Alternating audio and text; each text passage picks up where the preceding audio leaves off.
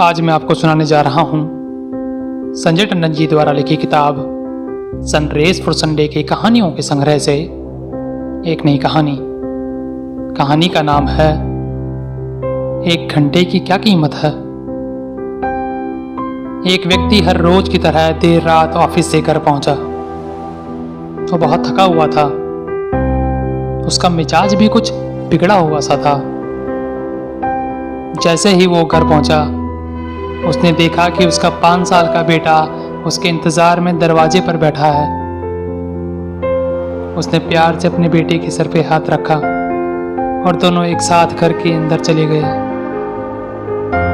तभी लड़के ने मासूमियत के साथ पूछा, पापा मैं आपसे एक प्रश्न पूछ सकता हूँ?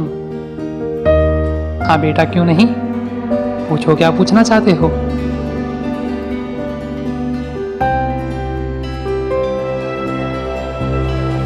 उस व्यक्ति ने कहा, पापा आप 1 घंटे में कितना पैसा कमाते हो? इससे तुम्हारा कोई लेना देना नहीं है। ये बात तुमने किस लिए पूछी? बेटे का प्रश्न सुनकर पिता ने गुस्से से चिल्लाते हुए कहा, मैं तो बस जानना चाहता हूं। कृपया मुझे बता दो कि आप 1 घंटे में कितना पैसा कमाते हो। उस लड़के ने याचना के स्वरों में कहा, अगर तुम जानना ही चाहते हो तो मैं बता देता हूं। मैं 1 घंटे में 200 रुपये कमाता हूं। ये सुनते ही उसने अपना सिर झुका लिया। कुछ सेकंड बाद उसने फिर से अपने पिता की ओर देखा और कहा, पापा क्या आप मुझे 100 रुपये दे सकते हैं? ये सुनते ही वो व्यक्ति आग बबूला हो गया। तुम सिर्फ इसलिए जानना चाहते थे कि मैं 1 घंटे में कितने रुपए कमाता हूँ, ताकि तुम उनमें से कुछ रुपए लेकर अपने लिए बेकार के खिलौने और ऐसे ही कुछ दूसरी भद्दी चीजें खरीद सको। जाओ सीधे अपने कमरे में जाकर सो जाओ।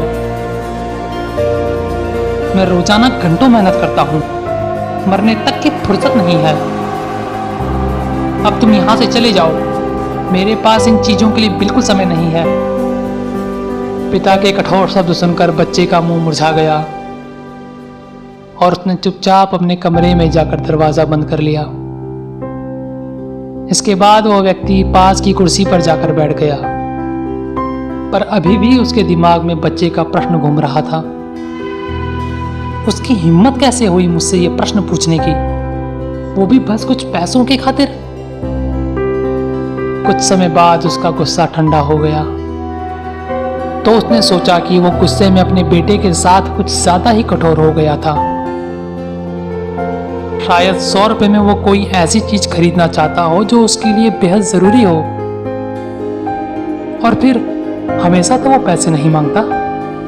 सचमुच कोई खास वजह रही होगी, उसने मन ही मन सोचा।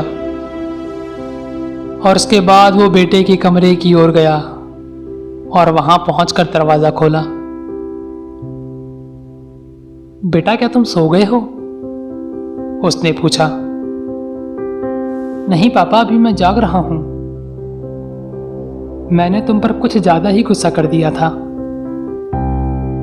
दरअसल मैं पूरा दिन काम करके थक चुका था और उसका सारा गुस्सा तुम पर निकल गया।